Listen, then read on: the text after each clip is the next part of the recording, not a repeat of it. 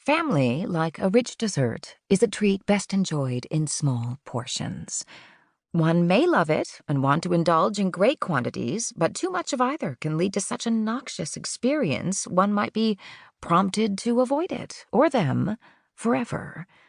Well, perhaps just my family. My mother arrived, at my home 4 months ago for my sister's wedding, then stayed on to plan mine. Since that time, I'd gone from considering elopement to contemplating a move to the Outer Hebrides.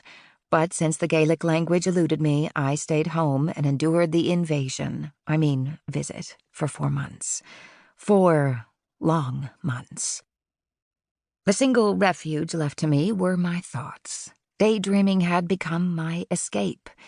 It might appear that I was enjoying breakfast with Mother and Aunt Hetty while they reviewed the final, please let it be the final, list of wedding details, but in my head I was in the church, saying my vows. I smiled. The dream would be a reality in a little more than 24 hours. I, Francess Helena, do take thee, George. Ahem. And just like that, the dining room came back into focus. The altar transformed into the table, draped with a white cloth and littered with handwritten notes and forgotten breakfast plates. Candles that had glowed in my daydream were replaced with a gas chandelier, and the choir turned into rattling china as Mrs. Thompson, my housekeeper, brought in fresh plates. The Reverend's voice was replaced with my mother's. "Do you intend to drink that coffee, Frances, or simply admire it?" It took another moment before her ice-blue stare came into focus.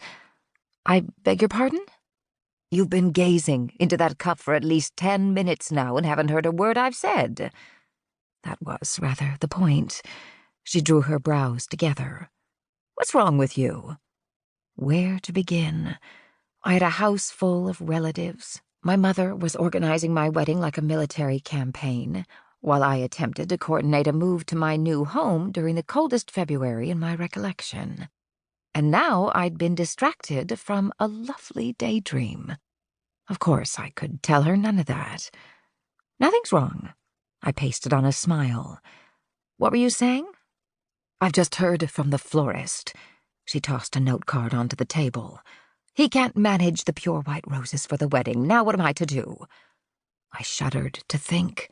It was quite possible that poor Flora's head would roll. Aunt Hetty sought refuge behind the morning paper. I took a long drink of my coffee for fortification. "If they're the pinkish color, they should be just fine," I offered. "Rose is wearing pink." Rose was my 8-year-old daughter and only attendant. She was also the one person Mother didn't argue with. To her, Rose could do no wrong. She sighed and sank back into her chair. "I can't risk the flowers being the wrong shade of white. I'll have to call at the shop and have a look at them myself." She gave me a pointed look. "That means I shan't be able to accompany you to your dress fitting." Somewhere in the heavens a choir of angels sang.